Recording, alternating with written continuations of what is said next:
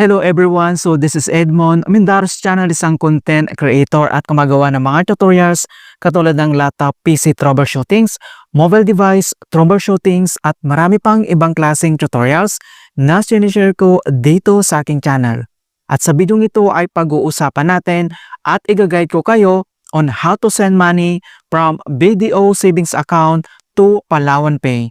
Kung hindi mo kabisado kung paano ba mag-cash in or mag-top up ang yung Palawan Pay account, gamit lang yung ating BDO savings account, ang video ito ay makakatulong sa iyo as your guide. Kaya wag na natin patagalin at start na natin. So ang next step ay kailangan lang natin i-open dito yung ating Chrome browser dahil ito yung gagamitin natin ang online mobile banking ng BDO, hindi yung BDO apps. So i-click mo lang dito yung Chrome browser and then kailangan mo lang i-type dito yung www.bdo.com.ph online mobile banking and then makikita mo kaagad dito yung link po niya and then kailangan mo lang i-click yan. And next step, madadirect agad tayo dito sa ating BDO homepage. Then, dito lang sa top right corner, makikita mo dito yung icon lock na ito. Kailangan mo lang i-click yan. And then, makikita mo dito yung dalawang options na account, like personal account or business account. So, kailangan mo lang i-select dito yung personal. I-click mo lang yung arrow na yan. And then, may mga option naman dito like BDO Online Banking, BDO Trust, BDO Securities, and Network Bank.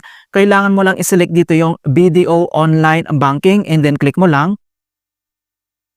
And then, madadirect agad tayo dito sa kanyang login section. So, makita mo dito yung kanyang username and then password. So, fill out lang natin dito yung ating BDO Online username and then password.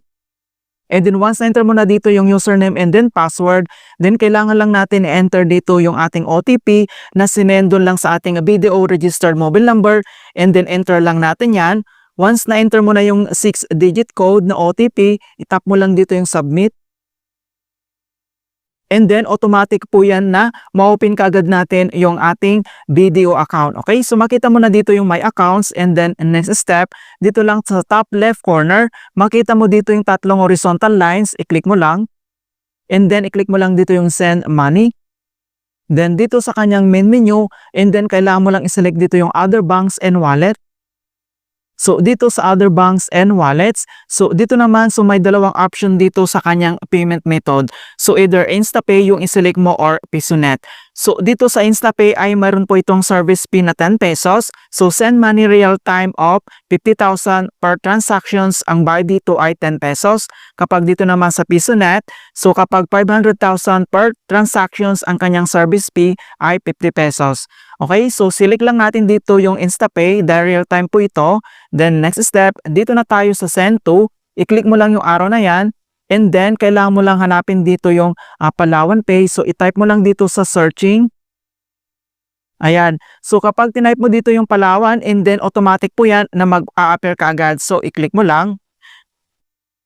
Ayan. So once na-select mo na dito yung Palawan Pay and then next step, account number.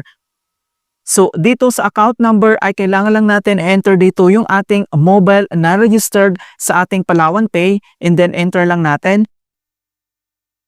So, remind ko lang mga kaibigan, sa pag-enter ng ating Palawan Pay na registered mobile number, mag-start ka sa 63. So, wag mo lalagyan ng plus. So, 63 and then followed yung iba pang numbers dito. Kung ano yung nakalagay sa Palawan Pay na account mo, yun yung susundin mo. Okay? So, once nilagay mo na, dito na tayo sa account name. Kailangan lang natin enter yung ating Palawan Pay na registered name. Once na-enter mo na dito yung account name and then dito na tayo sa amount. So mag-enter ka lang dito kung magkano yung amount na enter natin or ita-transfer. Once na-enter mo na dito yung amount, dito naman sa notes ay optional lang yan. And then dito na tayo sa send from.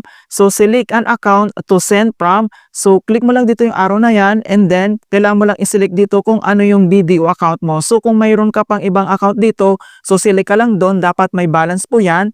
And then select lang natin. And then once na-select mo na dito yung ating BDO savings account, dito na tayo sa schedule. So dito naman may tatlong options. So either isa-send mo now, later, or yung recurring. And then select mo lang dito yung now dahil gusto natin ma-send ka agad. And then itap mo lang dito yung send. Okay? So, other banks and wallets. So, total amount to be deducted. So, nandito na yung amount and then yung 10 pesos na service fee mga kaibigan. So, dapat may available balance ka dito dahil hindi naman ililes dito yung kung magkano yung amount na itatransfer natin sa kanyang service fee. And then dito naman sa baba ay makikita mo na dito yung details ng ating BDO savings account and then details yung ating Palawan Pay na account. So kailangan mong i-double check kung tama lahat yung name and then yung mobile registered number natin. So via InstaPay ito and then kapag okay na, itap mo lang dito yung confirm. And then, kailangan lang natin enter dito yung one-time PIN na sinendon lang sa ating BDO registered mobile number. Kapag na-enter mo na yung 6-digit na OTP, and then tap mo lang dito yung submit. And then, wait lang natin. Ayan, so makita mo na dito na payment submitted successfully. And then, kailangan lang natin i-double check sa ating Palawan Pay account. Okay, and then back lang tayo. And then, open lang natin dito yung ating Palawan Pay app. And then login lang tayo via biometric para mas mabilis.